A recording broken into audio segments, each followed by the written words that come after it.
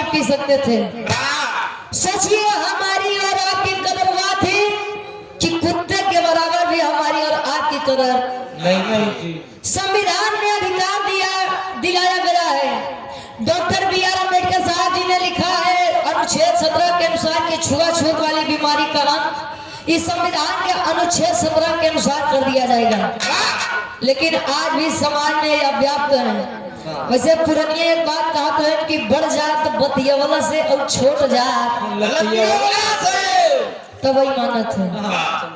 से कबो कबो हम सोची थी जब ये सब कार्यक्रम करे थे तब लागत है कि सही कहा काय कि अंकल लोग पे ढेर इज्जत दे बा तो सोच लिए कि 2 टाइम पैसा 300 रुपया 400 रुपया दिहाड़ी मिल जाए, एक टाइम का खाना मिल जाए, खाना के साथे साथे बस ज्ञान मंदिर वाली तनी मदिरा मिल जाए 75 वाली वही में हमारा जीवन कल्याण बा। क्या वो तनी सब भाव ने 4 लाइन कवि जी भूमिका के अंदर भाव देते हैं कैसे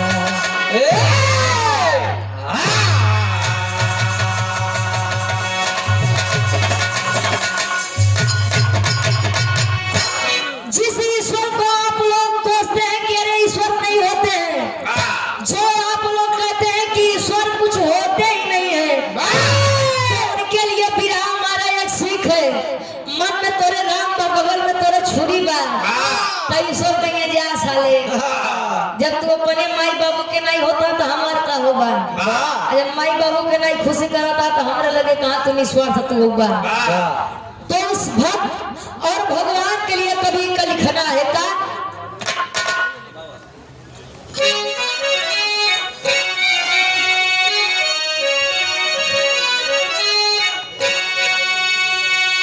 अरे जाति ईश्वर ने जग में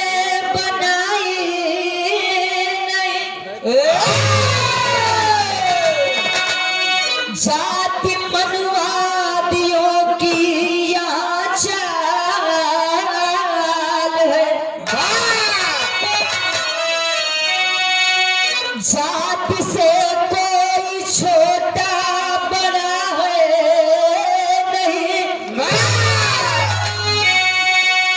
रक्त सबका वही सब वही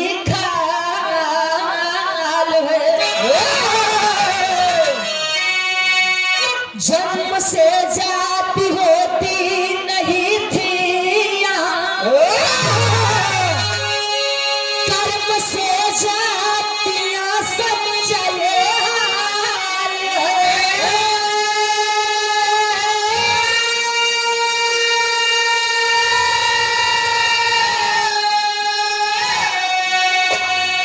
जन्म से श्रेष्ठ होता नहीं है कोई, गर्व करता मनुष्य छाल को।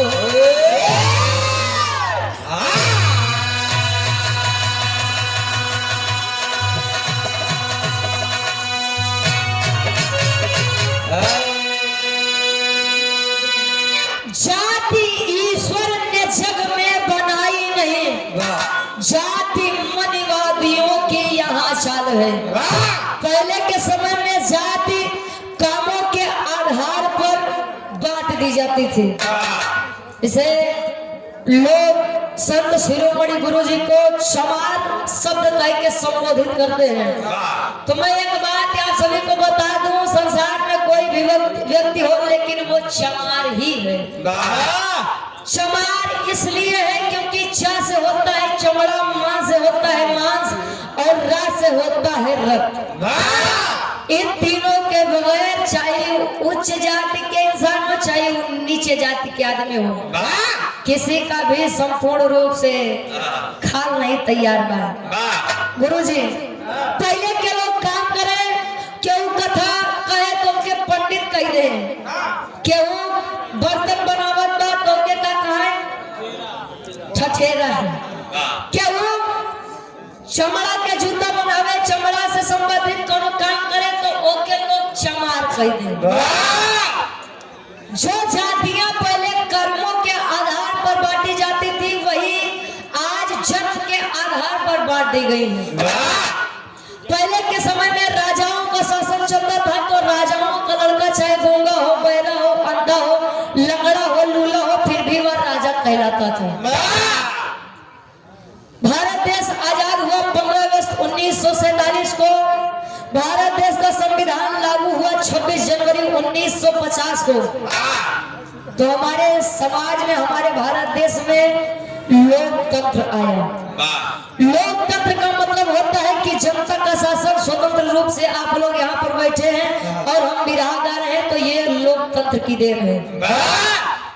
जहाँ पर सरकार से जनता डरती है, वहाँ पर तानाशाही सरकार होती है, और जहाँ पर सरकार जनता से डरती है, वहाँ पर स्वतंत्रता होती है। लेकिन हमका तो नहीं लगता कि आज के समय में कोनो स्वतंत्रता बा।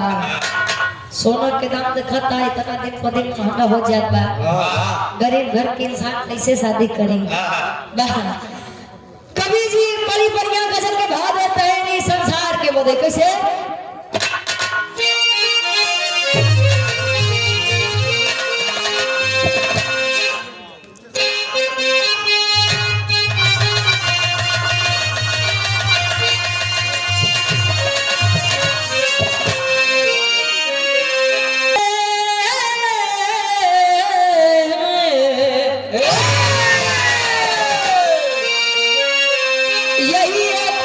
सत्य है, चाहे वो तब का हो चाहे आज का हो, लेकिन आकार सत्य यही है।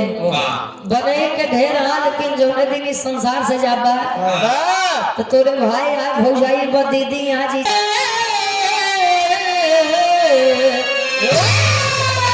जिंदगी में हजारों कमेला जुड़ा, जिंदगी में हजारों कमेला जुड़ा, हंस जब जब उड़ा तब ये करेला हुआ, हंस जब जब उड़ा तब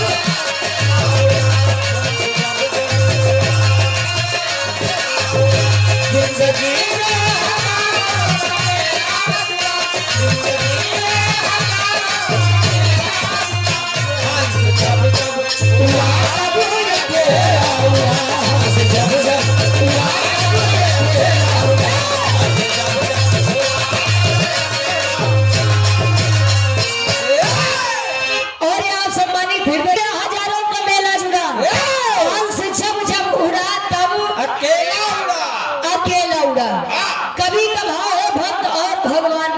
कैसे।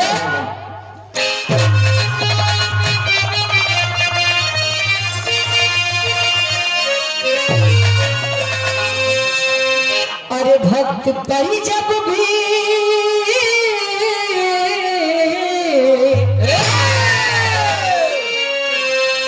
अरे भक्त परी जब भी संकट है छाया, उंगली प्रभु ने पकड़ कर चलाया,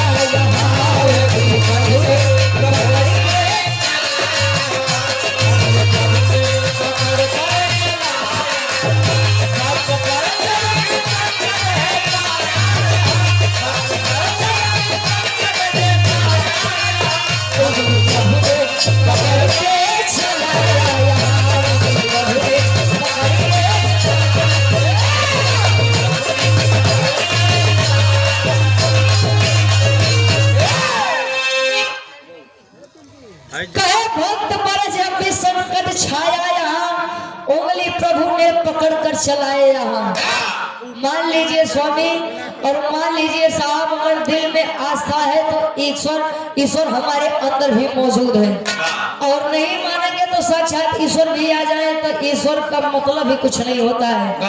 कहानी के तनी समझना, समझे के कहानी ही काशी के नगरी में संत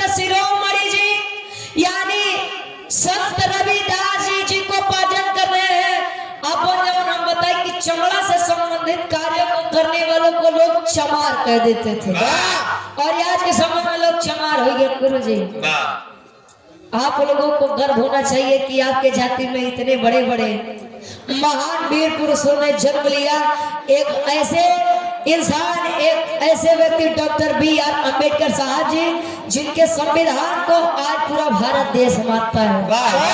आप देखे थे तक कितना जने चमार है तो अपने नाम के आगे केहू चंचल बन जात बा, तक केहू तो कुछ बन जात बा, तक केहू कुछ बन जात बा। अरे जवन जात मत तूने बतावा खा शर्म बा। ए भैया, नीच जाति के हो करके ईश्वर को सुमिरन करना, ये बात ब्राह्मणों को नहीं पच रही थी। अब वही मेरा काकी दादी हरण से पूछा कि डॉक्टर B.R. अम्बेडकर साहब जी का जाना था, सावित्रीबाई फुले का जाना था, लेकिन घरे में जवन पूजा पाठ करवावा थे सत्यनारायण भगवान का जाना था। हाँ जानी थी, दुर्गुरिया माई जाना थी, आप हो जानी थी, लोग चालू करी थी बाहर जमाना। एक नीच जात के इंसान होकर के प्रभु का सुमिरन करना, यह बात ब्राह्मणों को नहीं पच रही थी। और वहीं के राजा, काशी के राजा दरबार में बैठे हैं, तले ब्राह्मणों ने शिकायत करी कि अरे साहब, एक नीच जाति का, चमार जाति का इंसान होकर के रोज प्रभु का सुमिरन करता है साला।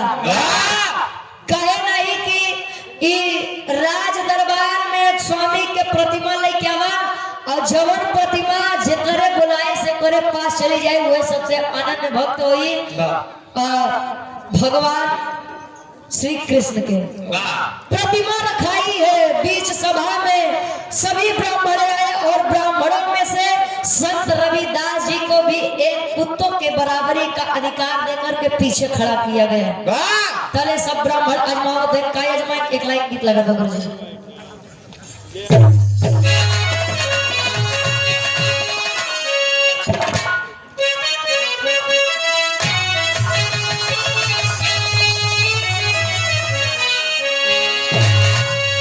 राजा काशी नरेश के दरवाजे पर श्री हरि यानी भगवान श्री कृष्ण की प्रतिमा रखी गई है। प्रतिमा रखी गई तो ब्राह्मणों का तांता लगा है। ब्राह्मण अपने आप को इतना बढ़िया समझते थे कि हम बुलाएंगे तो स्वामी हमने लगे आइए। और यही घमंड हुआ था दुर्योधन को कि मैं बुलाऊं और कृष्ण न आए, हो नहीं सकता। लेकिन दुर्योधन के 56 व्यंजनों को ठुकरा करके गरीब विदुर के घर जाना पसंद किया था भगवान श्री कृष्ण ने। एक लाइन कवि जी लिखते हैं कि भगवान कन्हैया गोकुल नगरी छोड़ के वृंदावन चला गए तो हाय बोले, कल ये सारी गोपिकाएं भी राह में कह रही है, क्या कहें?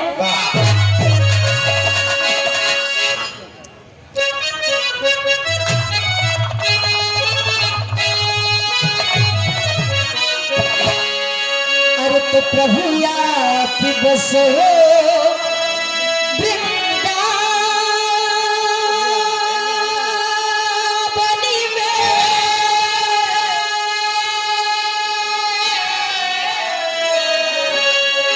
कि प्रभु आप बसो वृंदावनी में, मेरी उम्र बीत गई गोकुल में, प्रभु आप बसो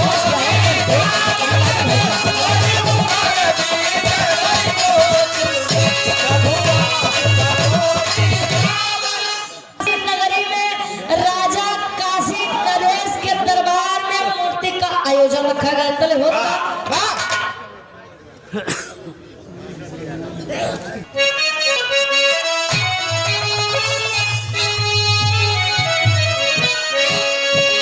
अरे काशी के है बाभन रते रामा,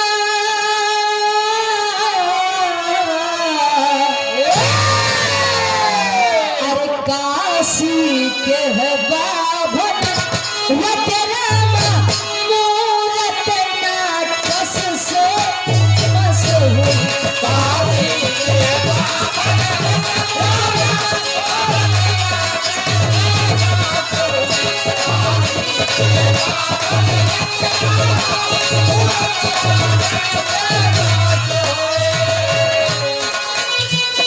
काशी के है बाभन रटे रामा, हरे राम हरे कृष्ण हरे राम हरे राम हरे राम हरे हरे कृष्णा क्यों माला तेरे बा कन्हैया या बना बचावा आ यहाँ जब तो यहाँ सोचते हैं कि अगर राजा साहब के सामने मूर्ति का ही है तो जानना राजा बड़ी मार मारी आवा स्वामी आवा आवा इज्जत बचावा स्वामी आवा आवा स्वामी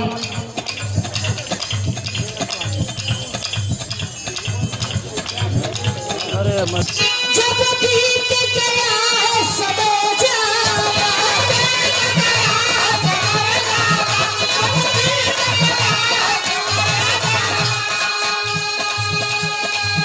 क्रोधित होकर तब बोला जाग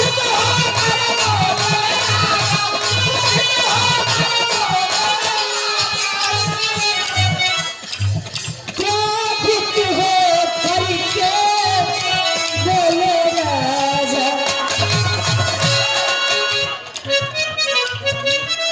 तब करो अपना ड्रामा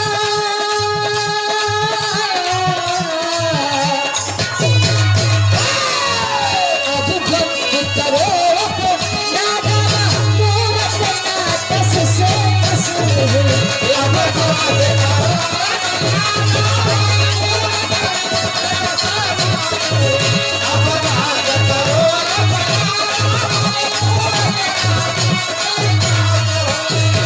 और जब बीत गया समय ज्यादा जितने ब्राह्मण वर्ग के लोग हैं सभी लोग स्वीकार हैं स्वामी आ जाइए तले काशी नरेश खड़े हो गए किए अरे पंडितो अरे मूर्खो अब बंद करो अपना ड्रामा देखिए ये बात किसी जाति से संबंधित नहीं है संबंधित यह है कि जो लोग अपने आप को विद्वान ब्राह्मण बताते हैं उनकी बात मैं कर रही हूँ जेका यावत जात कुछ नहीं लेकिन वो पोथी पत्थर लेके बैठ जाए तिलक लगाए ले तो समझा बंसी बड़ ब्राह्मण के हो गई नहीं करी तो उनके लिए यह बात है कोई जन्म से और कोई माँ के कोख से ब्राह्मण चमार अहिर गडेरिया पासी धोबी दहीकार बनकर नहीं आता है ये बात आप लोग जितनी जल्दी समझ जाए उतना ही अच्छा होगा सबकी बारी खत्म अब बारी आई है उस छोटे से नीच जाति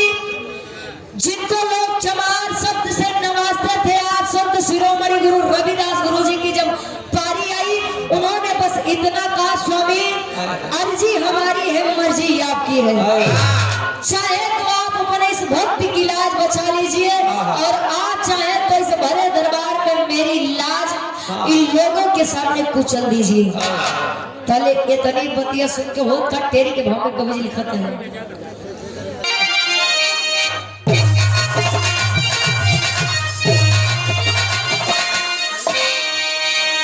अरे भक्ति की शक्ति अरे देखी दुनिया अरे तो भक्ति की शक्ति देखी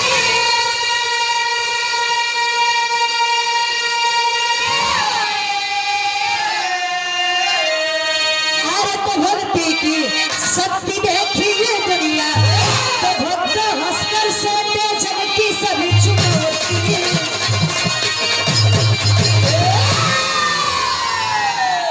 केहू के काम में अगर बढ़िया मन में लगी जाइए जैसे गोविंद भैया कल था एकलव्य जयंती एकलव्य भी आदिवासी समाज से बिलोंग करते थे गुरु द्रोणाचार्य जी के पास गए थे शिक्षा दीक्षा लेने के लिए कि मैं इन बेजुबान जानवरों की रक्षा कर सकूं मुझे इतनी ज्ञान दे दीजिए धनुष विद्या के बारे में तो गुरु द्रोणाचार्य जी ने एक बात कहा कि मैं तुम जैसे अछूतों को शिक्षा और दीक्षा मैं केवल क्षत्रिय वंश के लोगों को शिक्षा और दीक्षा दूंगा उन्होंने बाहर लगन बाहर समय उन्होंने मूर्त बनाई और मूर्त बना करके शिक्षा और दीक्षा ग्रहण किया और जब यह बात अर्जुन जी को पता चली तो बर्दाश्त नहीं हुआ तो गुरु द्रोणाचार्य जी उनका एक अंगूठा मांग लिए इसलिए क्योंकि वो नीच समाज का था वो ऊपर ना उठ सके तो ऐसे आज के समय में भी लोग हैं जो छोटी जात को आगे बढ़ता देख उनके कदमों को खींचने की कोशिश करते हैं तेरी के भाव में कवि जी बताते हैं जब एक नमः बुधाए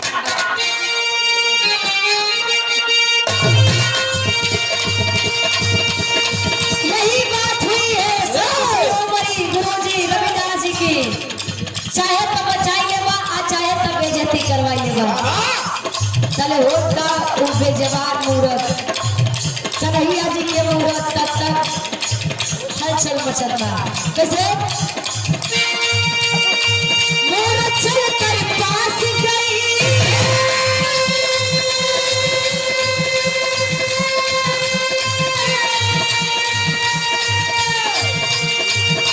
सभा में जय जय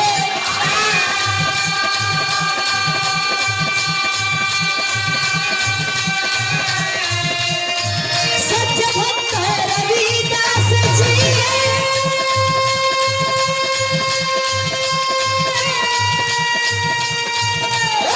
काशी में है किया सुनी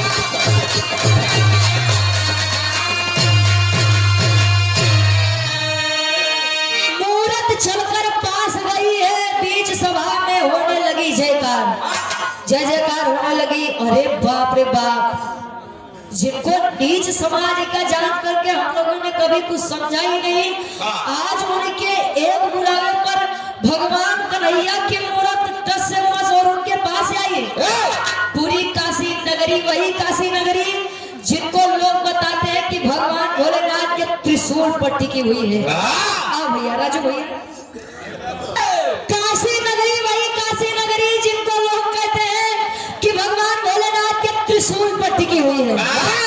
पूरी काशी नगरी ने स्वीकार किया कि अगर कोई अनन्य भक्त है आज के समय में तो वो केवल और केवल रविदास जी है। पूरी सभा में जय जयकार होने लगी। तब मेवाड़ के एक राजा जिनका नाम राणा साका बताया गया। राणा साका कौन थे जानते हैं आप लोग? मीराबाई के ससुर जी। मीराबाई ने कि बहुत ही मीराबाई और मीराबाई कन्हैया जी की बड़ी अनन्य भक्त थी। वो बचपन से ही कन्हैया जी को अपने पति के रूप में स्वीकारी थी लेकिन लोगों ने नहीं माना नहीं बर्दाश्त किया शादी कर दी गई और कुछ समय बाद मीराबाई के पति इस दुनिया को छोड़कर चले गए।